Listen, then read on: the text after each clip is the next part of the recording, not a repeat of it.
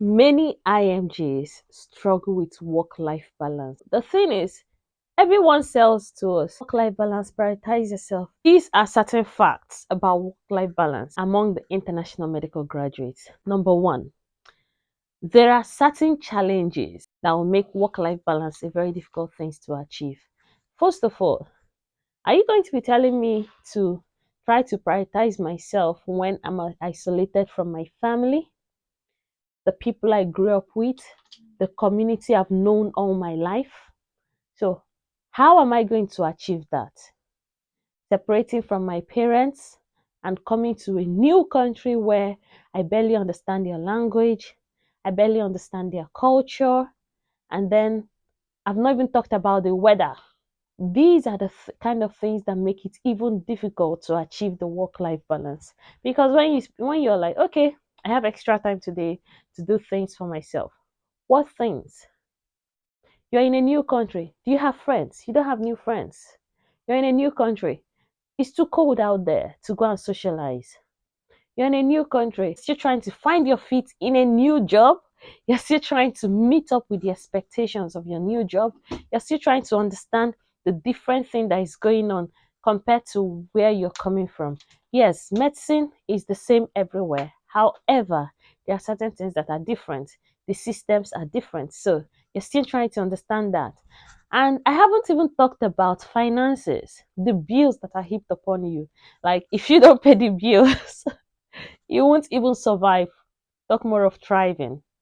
So when you think about all of this, you realize that the average international medical graduate would rather want to spend more time at work, would rather pick up those locum shifts to make more money to pay the bills, to fund childcare. The average international medical graduate would rather want to go to work so that they won't be lonely in that home or in that room. So when you're talking about work-life balance, can it actually be a reality or is just another scam? No matter what you do or no matter the excuses we may give on why work-life balance may be difficult for us to achieve, there are certain things that are really, really important. Number one, prioritizing yourself.